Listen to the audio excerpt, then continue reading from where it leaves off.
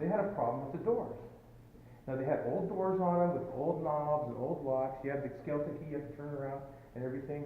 Well, unfortunately, those doors would not stay locked at night. They would close the museum down, they would lock the doors, and when they would come in the morning, they'd find out that the doors would be unlocked to those two displays, and they'd be open about 5 inches.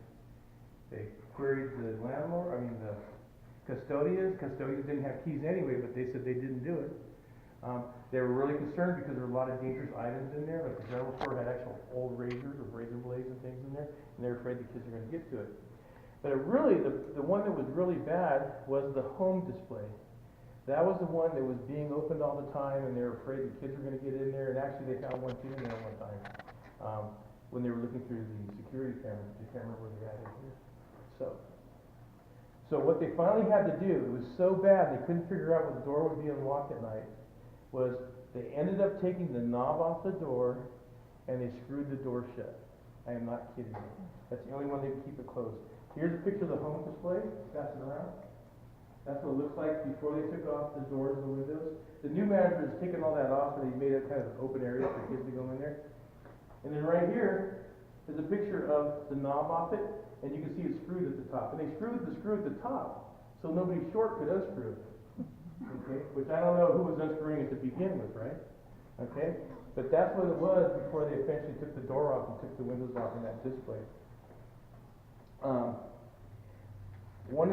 Couple of other things I'm going to do is I want to pass out a picture this way.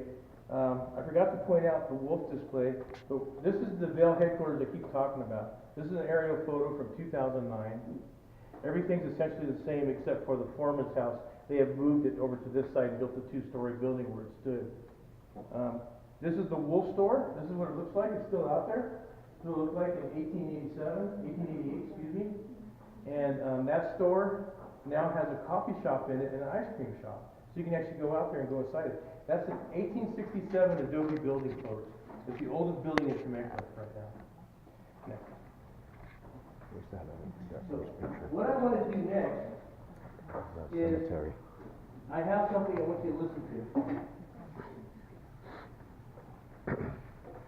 Now this is going to be kind of unusual for most people. Now, as an amateur historian, wherever I go anywhere, I take a digital recorder with me. I use it to take notes. Okay, I can read off plaques or whatever, and then I go home and just transcribe whatever I need. So this one building I went into, I got permission to go upstairs and take pictures of this building by the owner. And it's an older building in Temecula. I'm not going to tell you about it yet. Okay, I'm going to show it to you a little later. And so I put the digital recorder in my pocket. Now, on this day, let me just show this to you. Can you see the date on there? 1/25/09. Okay, so that's the date I did it, January 25th, 09. That day is about 4 o'clock in the afternoon. Very cold, very misty, very rainy. No pun intended, Old Town was dead. Okay, there's nobody here. I had just given a tour at the museum to some Cub Scouts, so I dressed like this when I got done. I drove by this building. I know I needed to go in there and take pictures, so I talked to the owner. He said, "Come on in, there's nobody in the building today."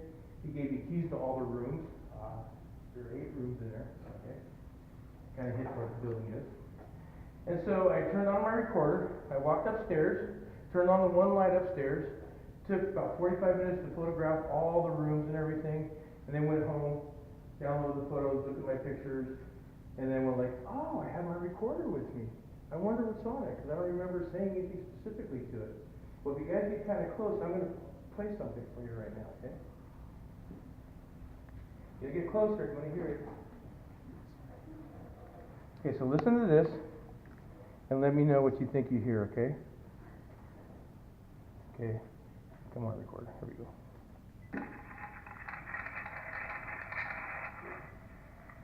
That's me walking upstairs with my boots on.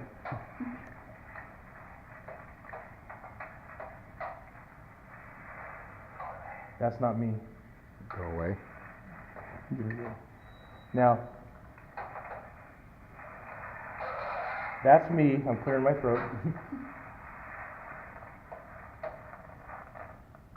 And that's me taking a picture. The reason why I wanted you to hear those last 2 things is I wanted you to understand that what you heard before, I didn't acknowledge it. Why didn't I acknowledge it? I didn't hear it. Why didn't I hear it? Well, I now know that that's what's known as an EVP, electronic voice phenomena. Okay, what it's supposed to be is disembodied voices or sounds that recording devices, digital and analog, can pick up, but that we can't hear. It's at a different, we think it's at a different frequency, kind of the concept of a dog, right? So could you hear that very clear? Some of you could, yeah. But you know what I've done? That doesn't really help on these tours. So I'm going to play it again for you. But this time, what we're going to do is I have an external speaker so you can hear it better. And the reason why is because I have several more of these to play for you during the evening. And I want you to hear them when we're outside. And so what I've done is I've actually copied them to my smartphone. Made MP3 files out of them so I can share them with you. Now you know why I have a ghost tour, right? Okay. And that was here in this building? Not this one. I'll tell you when we're on the tour though. I have to be careful because I have some non-disclosure agreements I have to watch out for, so on some of these places. Actually, most of them, to be honest with you. Okay, so here's the same one, all right?